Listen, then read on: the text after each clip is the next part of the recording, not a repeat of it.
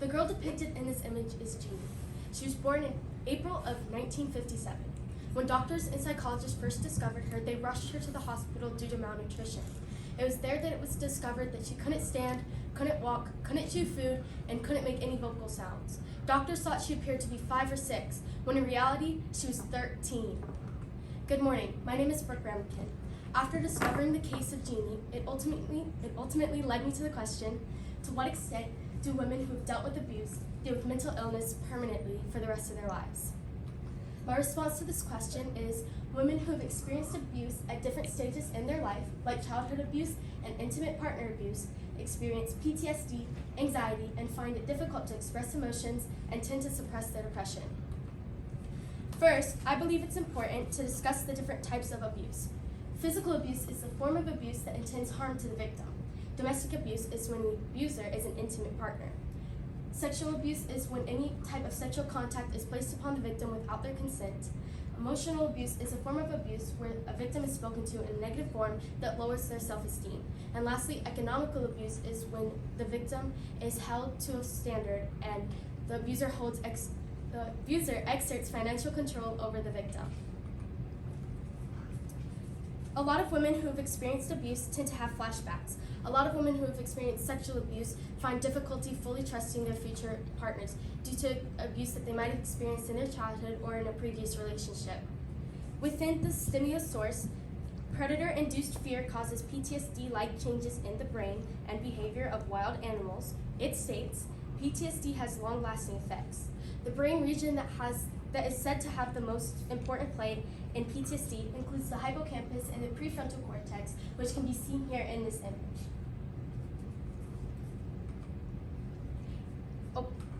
Angela Nixon, the author of Perspective Investigation of Mental Health Following Sexual Assault, states, PTSD symptoms accounted for a change in depression and anxiety symptoms following sexual assault. This proves sexual assault and sexual abuse has an important role in a woman's life because it tends to lead them in a domino effect. Once they feel PTSD, they feel their depression and anxiety all over again, leaving them in an endless cycle and not knowing how to reach out for help. This proves that sexual abuse has an impact in all places in a woman's life, affecting their emotional well-being and overall quality of life.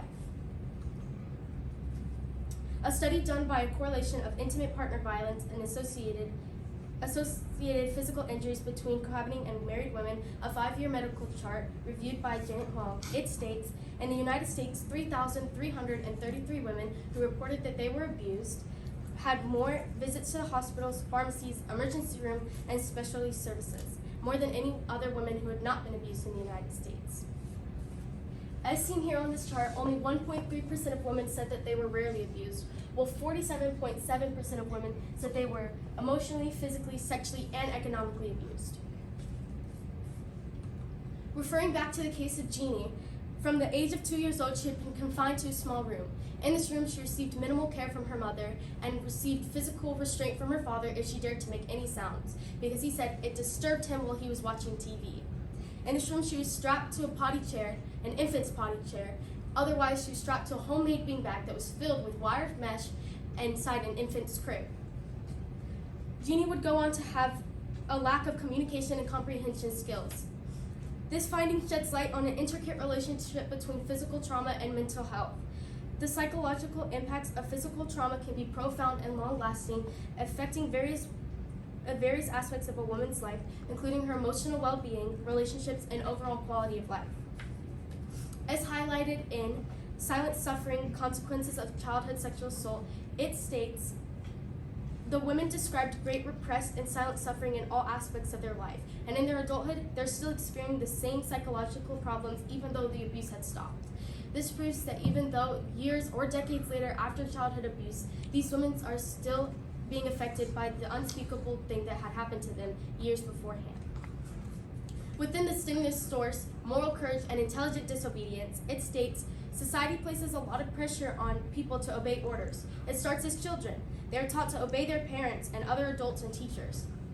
This leads children to be conflicted on whether they should allow the abuse to continue because that's what society tells them to. Childhood abuse doesn't have to be with just parents. It can be with teachers. This leads students and children to be confused on whether they should tell a trusted adult or parent that the abuse is happening to them, because society just tells them that they should take it because we're told to respect our elders. Inside this graph, we can see that after experiencing childhood abuse, the children feel self-blame and guilt. And later in their adulthood, they're still feeling that they can't get rid of the shadow that they lived in as a child. My solution to these findings, my solution to this is to fund more programs for these women. Not only have these women had a mental strain due to the abuse, but also financial strain. They have many of these women have experienced economical abuse. Many of these women have to visit hospitals and psychiatrists, and these are bills that these women shouldn't have to pay because they didn't deserve this. These children and women need more resources to help them overcome this trauma and abuse. And it needs to be available, that way we can break this generation cycle of abuse. This is my work cited. Thank you. All right, 2 questions for you. First up, what information did you need before you began your research, and then how did that kind of shape things as you went along? The first thing I needed was that I needed to make sure that women did have a long-lasting effect to abuse, because I wanted to make sure that my claims would be reliable and be accurate, because if women would be able to get over it in a year or 2, it wouldn't be a strong enough claim. I wanted it to be long-lasting, to show this is a problem that may happen for 5 minutes in a woman's life, but it affects them for 50 more years. Okay, and what additional questions kind of popped up as you were doing your research? Additional questions that popped up were, I found one source that was explaining that once women were put in an institution for mental health, that the nurses taking care of them also had a mental toll. So another question that emerged was, how is it affecting multiple people in their lives? It's not just affecting the women, but everybody within their life.